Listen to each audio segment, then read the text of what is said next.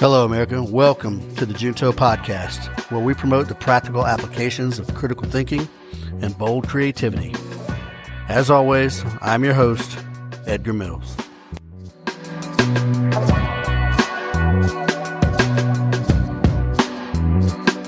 Hello, America, and welcome back. Thanks for listening to episode 7.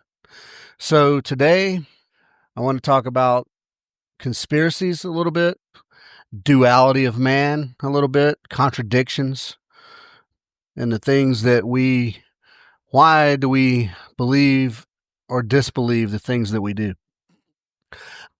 Some of you may know I'm not a big fan of the CIA, for instance, and we've discovered over the years of various operations that the CIA did bad and nefarious things.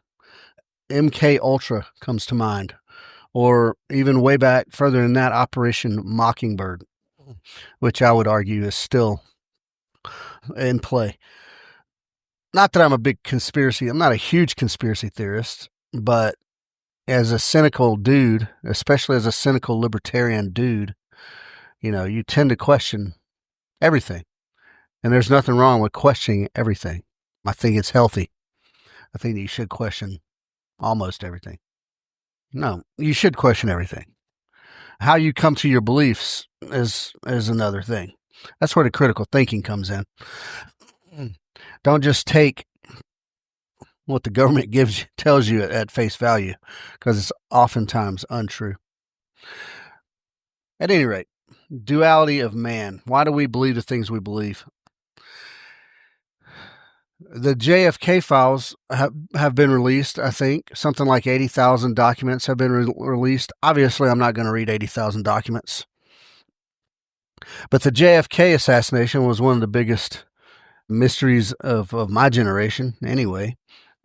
And people just ahead of my generation were, it was a big deal. Where were you at when JFK did? For our generation, it's where were you on 9/11?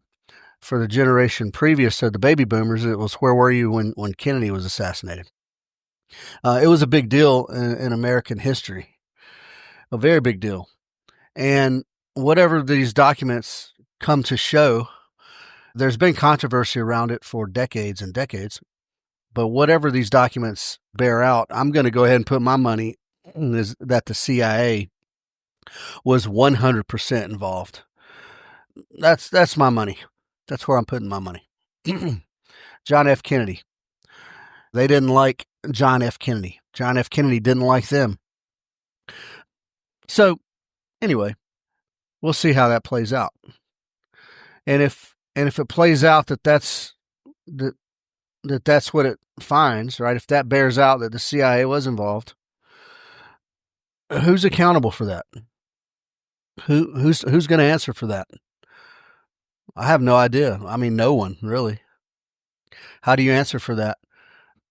I can tell you this. I'm pretty sure that George Herbert Walker Bush was a CIA man during that time, and he can't tell you where he was at when JFK was assassinated. He has no recollection of where he was at when JFK was assassinated. The Bush family. And then that leads us to some more bizarre theories. 9/11. 15 years ago, 20 years ago, 15, 20 years ago, to tell me that our government, or in conjunction with some other government intelligence agency, but specifically our government intelligence agencies, you wouldn't have made me believe that they were capable of, not capable, but willing to sacrifice American lives on the scale of 9/11. I firmly believed it was an act of terrorism perpetrated by whatever extremists, Saudi extremists, Osama bin Laden, whoever you want to assign it to. And today, I'm not saying 100 without. Now, I'm not putting money on that, but I do suspect our government, if nothing else, knew about knew about it, if nothing else. Probably complicit and may have planned the whole damn thing. Who knows? And like I said, 20 years ago, you wouldn't have been able to convince me of that. I had a conversation with my mom who asked about, and I was like, there's no way that our government would sacrifice 3,000 plus citizens just to go to war. I was like idealistic. I was like a very idealistic way to view it. I was a Green Beret. I was a young Green Beret. So, and as all young Green Berets do, I wanted to go to war. You train to do a thing. Actually, I had a rotation under my belt already as a 82nd guy by the time I had that conversation with my mom, and I was still convinced that, like, yeah, this is righteous. We're doing a righteous thing. In retrospect, maybe not. Maybe not. Did our government do 9/11? I don't know. I think there's a realistic possibility. I think the internet is a magical place. But where am I going with all this? And I talked about duality and contradictions and things like that. Where I'm going with it is, yeah, the internet is a magical place. All of the information is out there, man. All the information is out there. Swimming through the sea of information and making sense of any of it. That's the trick. And smarter people than me have to do that. There's so much. But even with all that information, how valid is it? How valid is it? Who's putting it out there and for what purpose? And who are they connected with, et cetera, et cetera. All these things make you question who you put your trust in. Who do you believe? I said this on another podcast, but my belief that Jesus died on the cross, that I choose to believe that. Obviously, until now, there seems to be no proof that Jesus is the Son of God. I just believe it. That's what faith is. So when somebody you know and trust tells you something bizarre and you choose to believe it or not to believe it, why? A lot of it is, I'd say, confirmation bias, I guess, where you want to believe certain things, so you just do. But hopefully facts will come out, especially with these JFK documents. Hopefully more facts will come out. People are always looking for explanations. The problem with most people, the masses, is that you will take the simplest explanation or the one that's just handed to you, the easiest, right? You'll take the simplest path of least resistance. Yep.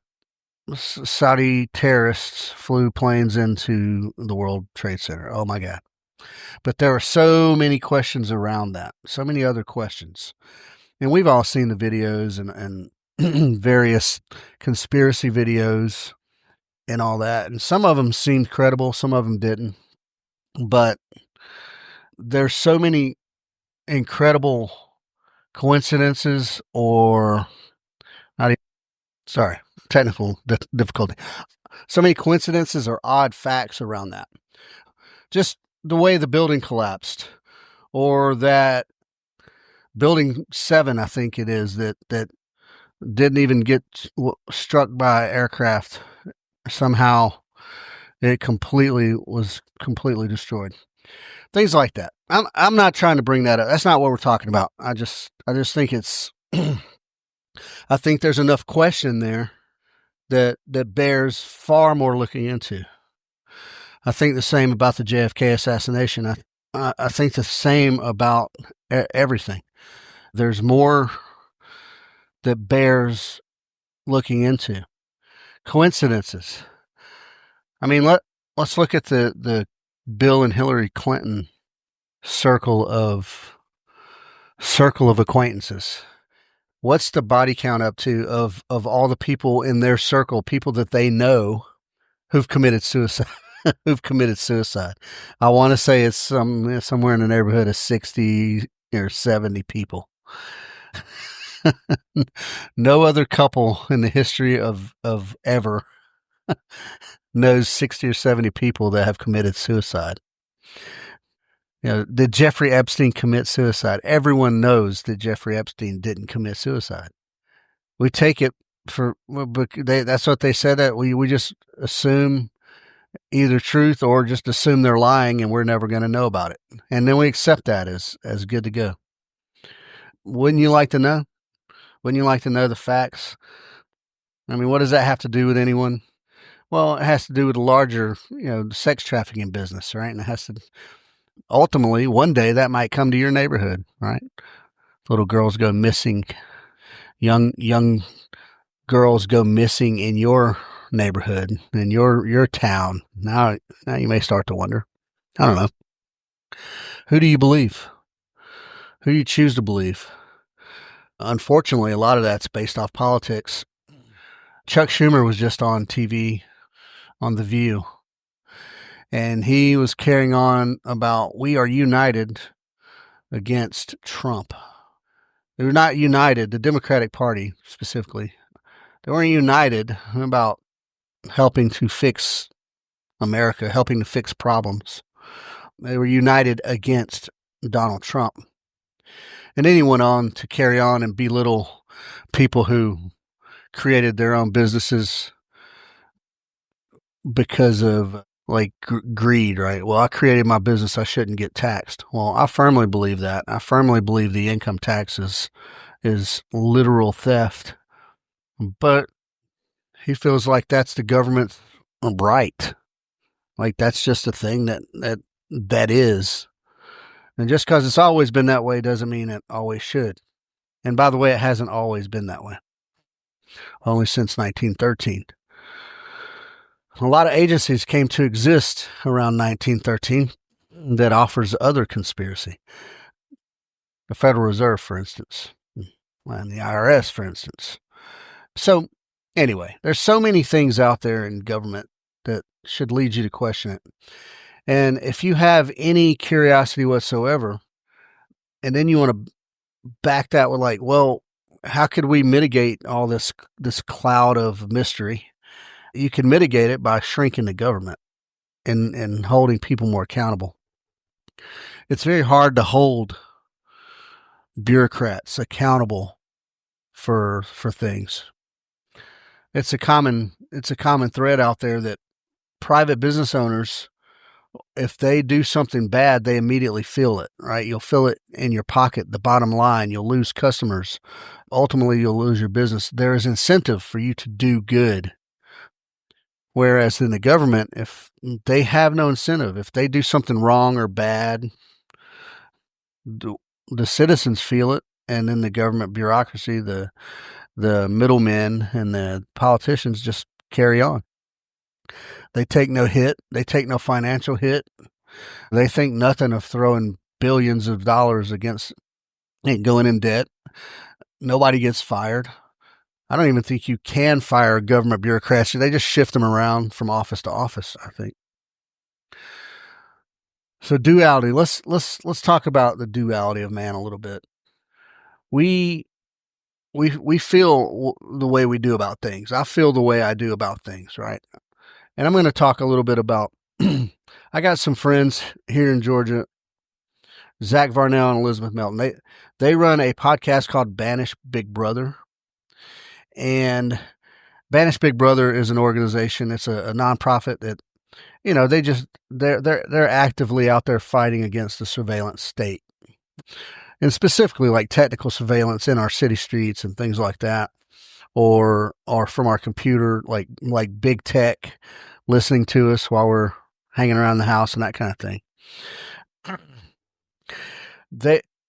Every time somebody says there ought to be a law against something, I kind of think of Banish Big Brother. Like there are laws. Those when you there ought to be a law against terrorists being able to plot on us. So after 9/11, what happened? The Patriot Act happened. And what did the Patriot Act do? That allowed frigging almost unfettered, uncontrolled surveillance on American citizens, and it hasn't changed since. Because the one thing we know about the government, once it gets some power, it does not relinquish it freely. So every time somebody goes, "Oh, there ought to be a law," I think about Daddy's Big Brother. I'm like, "Oh no, there ought not be a law." I can't remember what president said it. I want to say Calvin Coolidge said that the measure of success in the legislative branch is not how many laws you pass; it's how many you get rid of, abolish. Yeah, man, less laws, less convoluted law. We're controlled by law. And the more convoluted, the more legalese that they squeeze into these 8,000 page friggin' documents, the less able your average citizen is to decipher it. And you're just at the mercy. And and every cop will tell you ignorance of the law is no excuse. You've still done what you've done. It's still illegal. But yes, it's on us to try to go deeper. But also, I'm pretty sure it says somewhere in our founding documents that laws should be readable and understandable by the common man, by the lay person. So who do we believe? Duality. There ought to be a law. I want to be free to do what I want, but I see my neighbor doing something I don't like, so I say there should be a law. Think about that. Every time you look at someone doing a thing that you don't like, imagine you doing the thing you do like, and then some other a-hole across the street's thinking, man, there ought to be a law. The law is that's one of the ways we're controlled. What's another good way we're controlled? Yeah, I'm going to bring up another conspiracy theory that was proven true many years ago, is Mockingbird. Yeah. I did a blog a couple blogs ago called To Kill Mockingbird. Now, some of you may have thought that was a mistake and it should have said To Kill a Mockingbird. But no, it was very specifically worded, To Kill Mockingbird. Mockingbird was a CIA operation. I think that started somewhere, it had its origins anyway in 1948 in retaliation to some Russian big talk.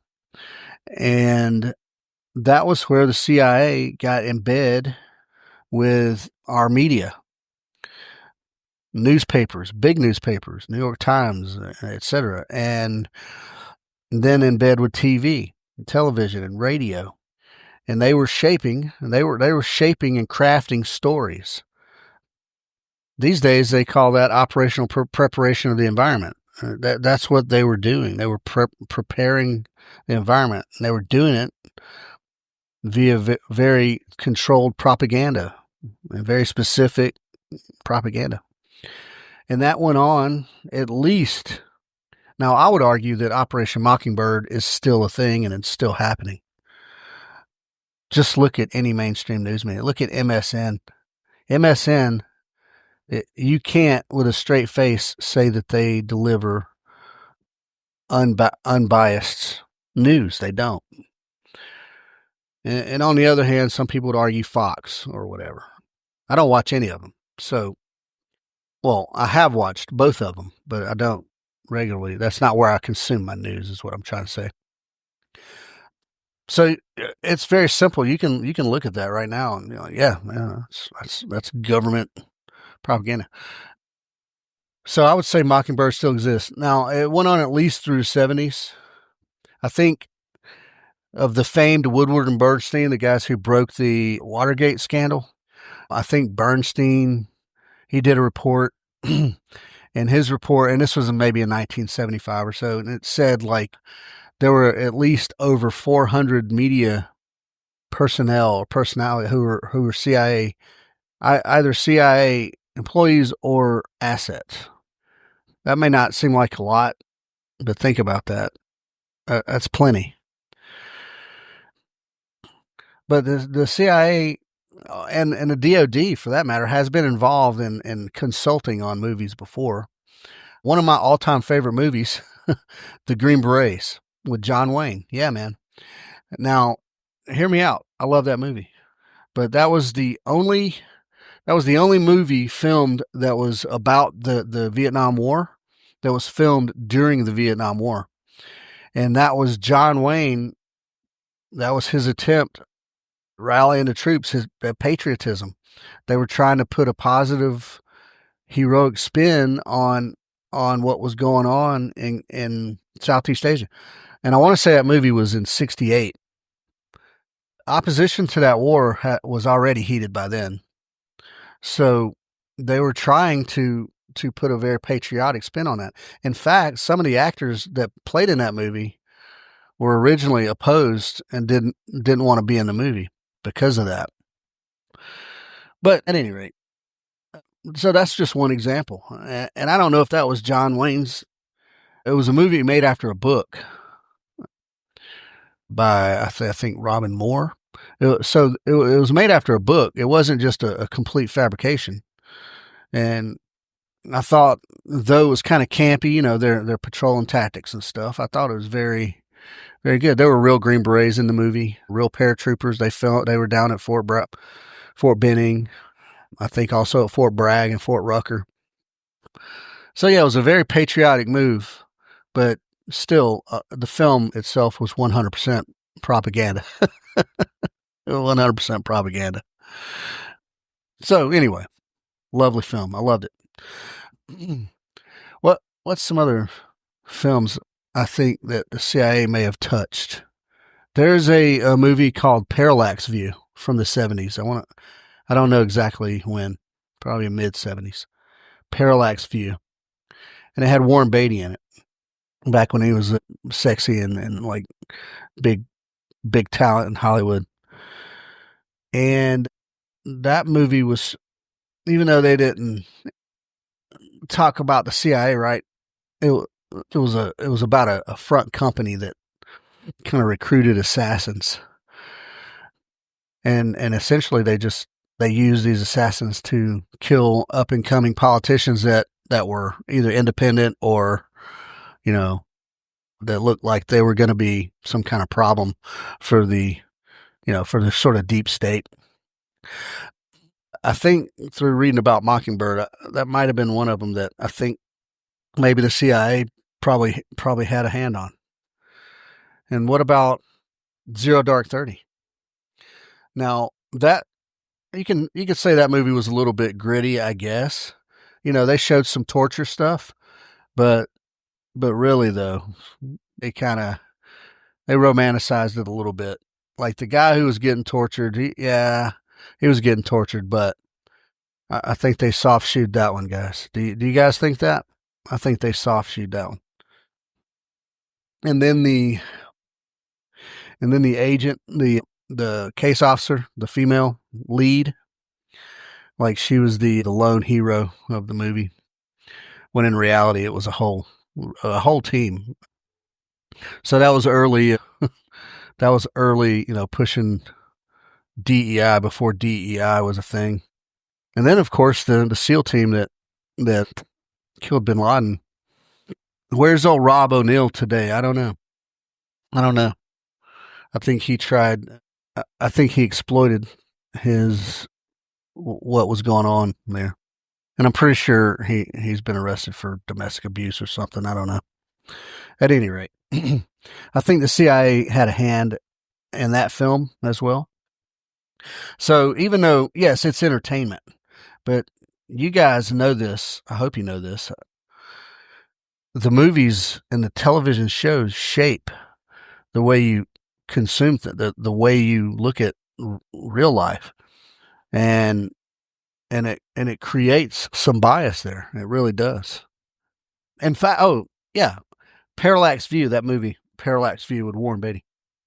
There's a scene in there where they do this sort of brainwashing sort of technique where they flash different images, and then there's different words that pop up, mother, family, patriot, murder, things like that.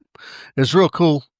I'm not a psychologist. I don't know how you do brainwashing techniques, but that was a pretty good, I think that was a pretty good example of I think they were kind of trying to should give us a little peek to show us like some what would have been considered extreme then, to soften us up a little bit, probably. Anyway, it was a good movie. You should check it out. I love spy movies. I love to hate the CIA. You know, I think, here's the thing, man. There are heroic dudes in the CIA, in the special operations, and everything. Individually, right? Dudes who will go out and sacrifice themselves for what the greater good is. I mean, at what point do you start questioning the greater good? I find that older, soft guys, the older you get, the more you question. And some guys go exactly opposite. They retire, and they stay in service of the country, and they're sold 100% for whatever reason. They don't want to see, or they write it off as just a small segment. I mean, is the whole of the U.S. government bad? Probably not. I mean, I'm sure there's so many good humans. I know many of them. So there's just so many good humans that work in the service of our country, and it's a shame that they get crapped on by the politicians who will bend and twist and undercut for their own personal gain, or for the gain of their secret society, or whatever it is, you know. So that's a shame. And for these smaller people working within the government who are up and comers in those little secret organizations, who are trying to shape their own way into the elite of the elite, you know, F you guys. So yes, kudos to the warriors who go out and do the thing, the war, right? The actual warring, because these people sitting in office don't do it. But F you if you're a warmonger, right? If you're looking to get into the next war.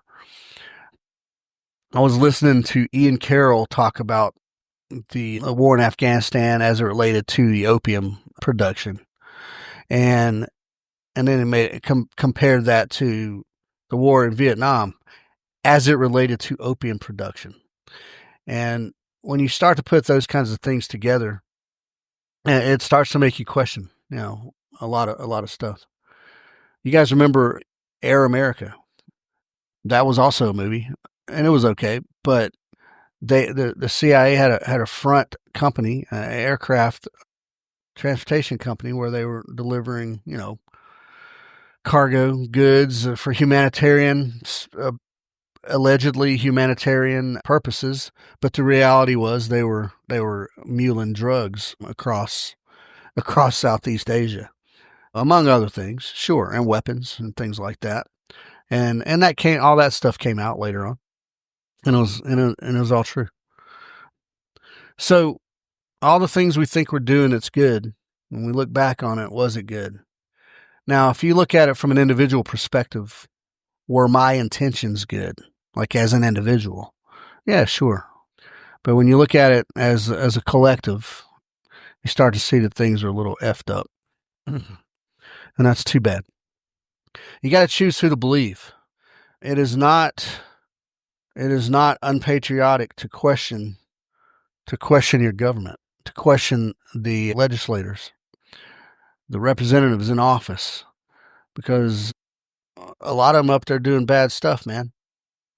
It's not unpatriotic to question them. In fact, it's patriotic to question them. If you want to talk about being in the American spirit, America was born of rebellion and questioning the delivered narrative, and also taxation without representation. So don't fear being labeled as a conspiracy theorist because you're questioning things. You just have to vet your sources a little tighter. You have to vet your sources a little tighter, and then you have to kind of have corroborating evidence. And there's plenty of it for most of these things. Yeah, plenty of it. Who do we believe? Who do we believe? Duality of man. So let's get back to Banished Big Brother.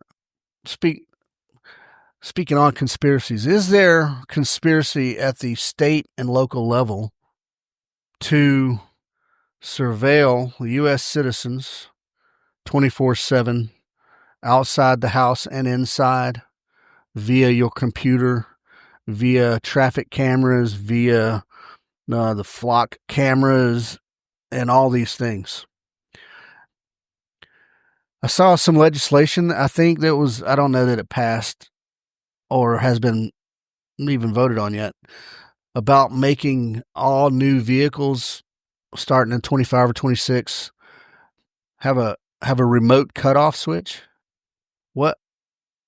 And a remote cutoff switch, but then I think Ford was talking about doing a thing where they could remote command the car to drive like back to a designated spot, like back to the dealership or something like that. Who thinks that's a good thing? If you think that's a good thing, please hit me up, Edgar Mills at ospreyshootingsolutions.com. If you think that's a good thing to have remote cutoff or remote control of your vehicle. I have a 73 Ford F-250, and now I have a 2014 Land Rover Discovery, or LR4. I don't think the LR4 is in danger of ever being, I don't think it's new enough to have like secret trackers and crap like that on it.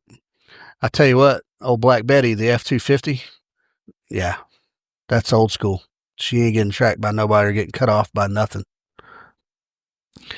But why would you have that? Why would that be a necessary thing? What is the justification for that, for having remote cutoff or remote control of the vehicles on the road? Well, paranoid people think because ultimately they're just going to cut off the cars and we're going to be stuck and we're not going to be able to travel unless they choose designated time and space that we are allowed to travel. And that's dystopian, I know, but I don't think it's too far off. These cameras and so here in Georgia, there's been a lot of lawsuits against these traffic cameras in school zones. Now, a lot of people, that sounds good on the surface, doesn't it? Hey, let's put traffic cameras in the school zones so people slow down so the kids are safe. But these cameras are tracking people and taking photo even when it's not school hours, which they're not supposed to do that. These traffic cameras are not being controlled and monitored by police departments. It's the third parties. I think one of the ones that I heard about in a conference I sat in, I want to say the friggin' third party was in Canada or somewhere. And they were the ones collecting, like the police department got a cut of it, and then the monitoring company got the bulk of the money. So it's for-profit policing now. You guys, most of the Democrats, I mean, are we do we like for-profit policing? So the Republicans, you people out there who live out in the land, whatever your right or left, yes, of course we want kids to be safe. Throw some goddamn speed bumps up. That'll slow cars down. Do we want to be photoed and billed via the mail with some instructions? Oh, if you want to fight this, you can go to whatever place, 6 months from now. What about facial recognition? What's the goodness and the badness of that? How many of you think that is more value or more good than bad? How many of you think that there's more benefit from facial recognition technology than bad? Now, again, they're going to use, it's for safety. It's going to make you safe. We're going to minimize crime by using facial recognition. I beg to differ. I know all the airports have it these days. And what's the last Arab country I was in? Either the UAE or Saudi Arabia, somebody, man, it's full blown facial recognition. You guys stand in front of the scanner when the whole works. and they got you, man. They got your face. They get your prints. They get your eye. I think did I have to do an eye scan? I'm trying to remember if I did an eye scan or not at one of these airports. It's crazy. It's absolute craziness. Facial recognition. What's the benefit of that? So all this technology, the benefit seems to be for policing. Well, don't you want to police the bad guy? Don't you want to make it a safer? No, man, I don't. I'm just going to tell you now. At the expense of my freedoms, I do not opt for safety over freedom. And I would hope that most people in my circle feel the same way. I know they do. I want many people in my circle feel the same way.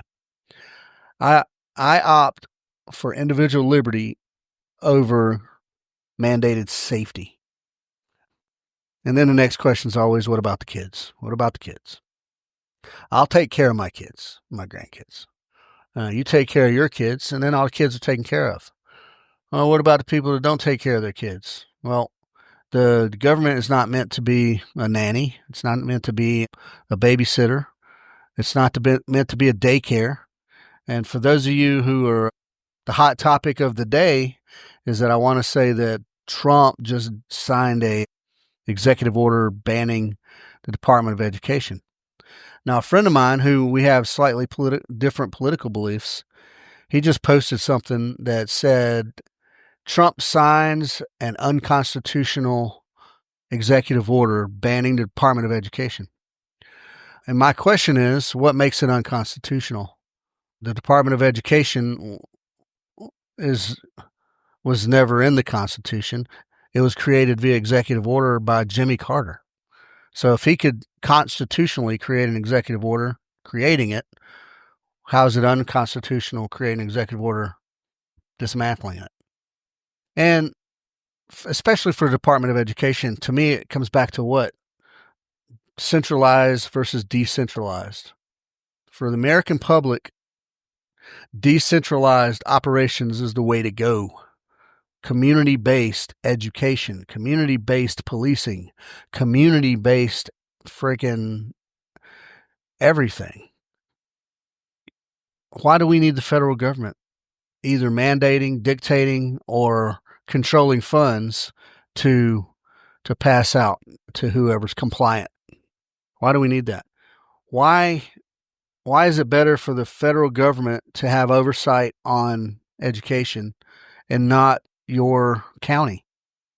Well, what if the county does something unconstitutional in school?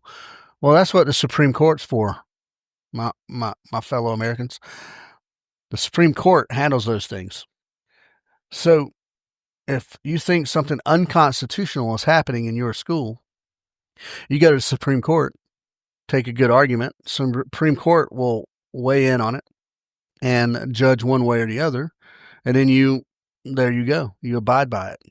The problem is people think their problem, whatever the outcome to their situation is, that should be the outcome for everyone. This is the only right outcome. So they try to make it a law for the nation. And I got news for you. North Dakota does not operate on the same parameters as New York. Right? There's different dynamics. We don't need a federal overlord in any of our lives, in any aspect of it. And what else does the Federal Department of Education, what else does that lend itself to? I was talking about surveillance, right? Well, what about surveillance in schools? Now, one of my things, I happen to believe, much like I think all cops should wear cameras, I think schools should have cameras in every classroom and microphones. Now, the question is, should this get recorded and used as something, years later? No, it shouldn't. It should be recorded and then, every week or every few days dumped, so you don't keep the data, so you have space for your data.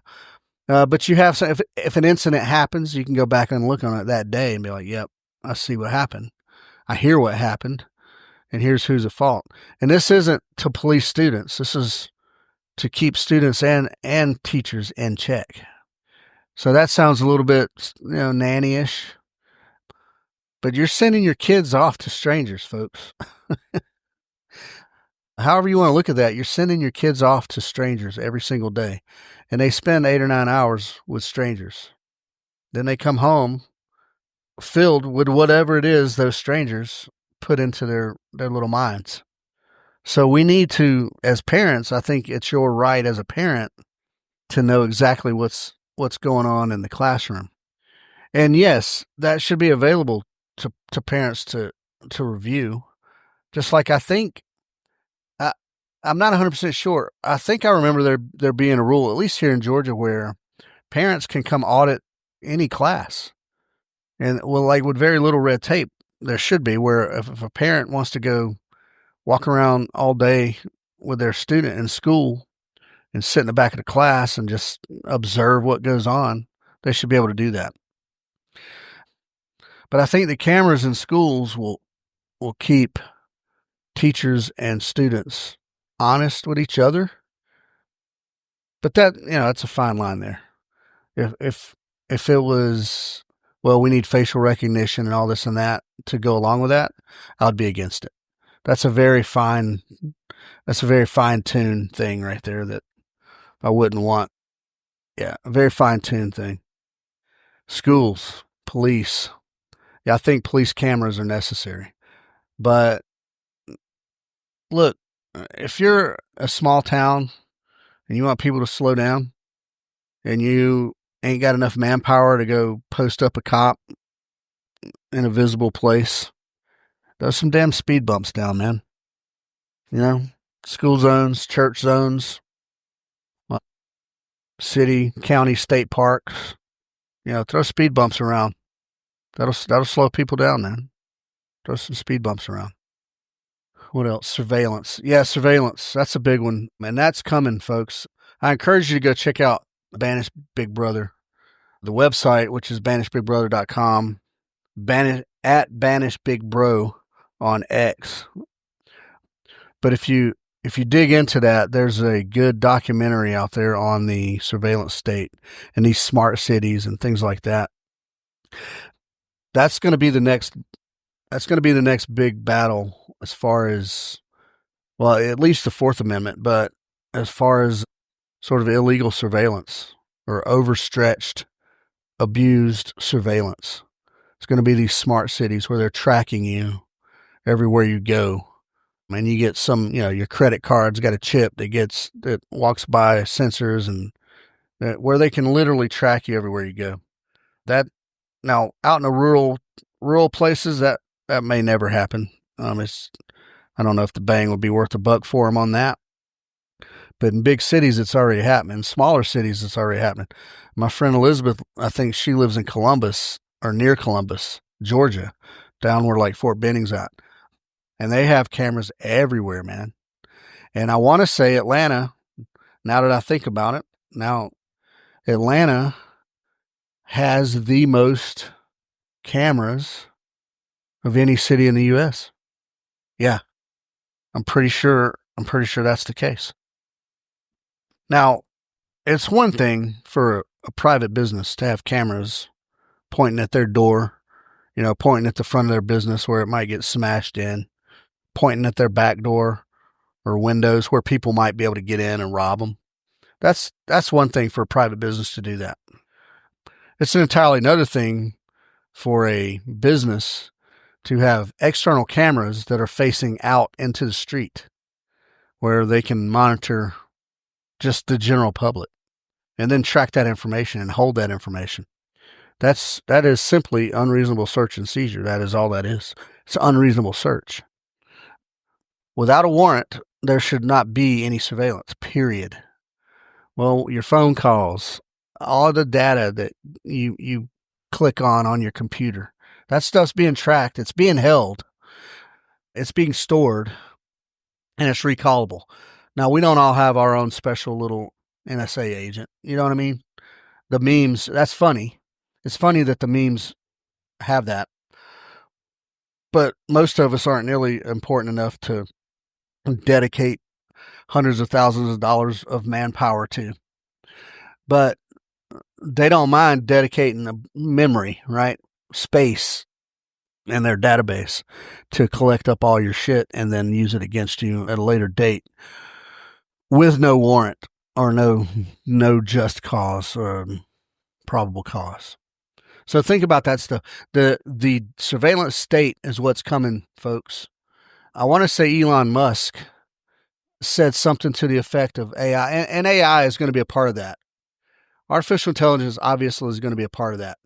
However, he said that AI, there's an 80% chance that it's going to work for the benefit of mankind, but there's a 20% chance that it's going to enslave mankind. And that's the bit I'm worried about, right?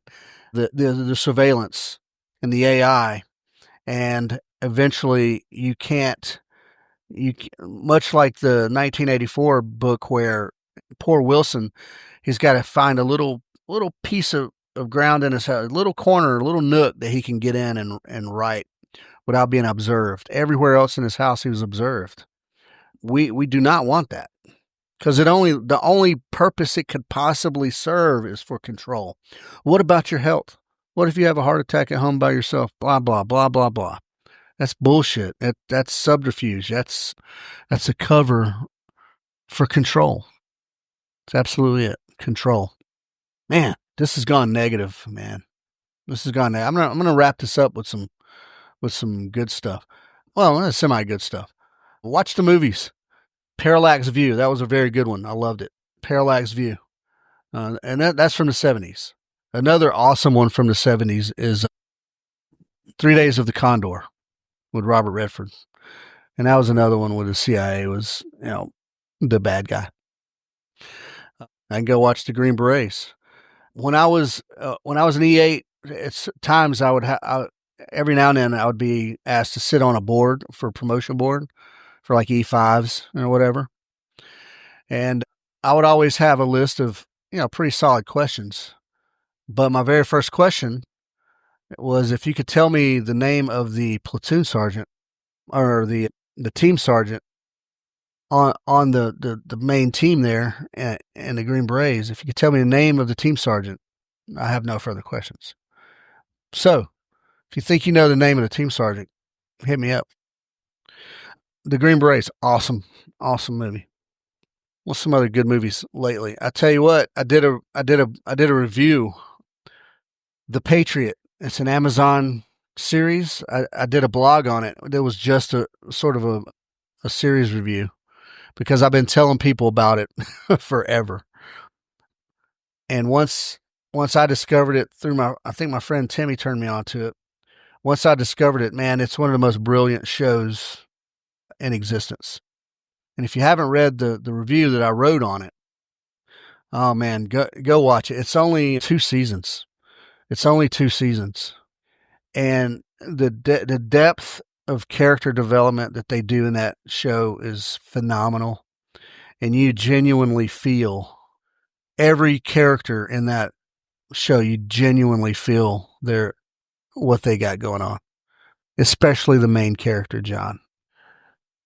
And even though he's doing messed up things because he isn't a CIA, non-official cover, blah, blah, blah, assassin, even though he's doing questionable things for questionable reasons, that's the conflict of the show, is that you empathize with this guy and you empathize with him hard.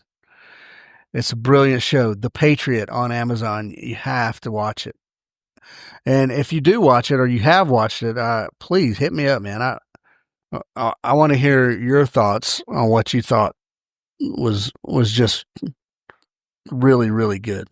What were the really, really good parts? Because it was all good. The interactions with all the characters, the characters themselves all had such, man, realistic but rich backstories. God, anyway, I could go on and on about it. I could go on. Even the bad guys. Holy cow. Even empathize with the bad guys. So, anyway, I'll leave you with that. The Patriot on Amazon. Go watch it. Check it out. Other than that, be thoughtful. Think critically.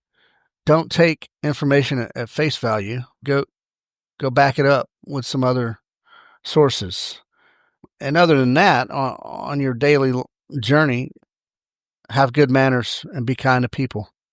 Whether you disagree with them or not, have good manners and be kind to other people. Don't let politics of all freaking things be the thing that is the barrier to a potentially beautiful friendship. Yep. All right, folks. Check us out, ospreyshoesolutions.com, 2teamguys.com, and thejuntopodcast.com. Check us out.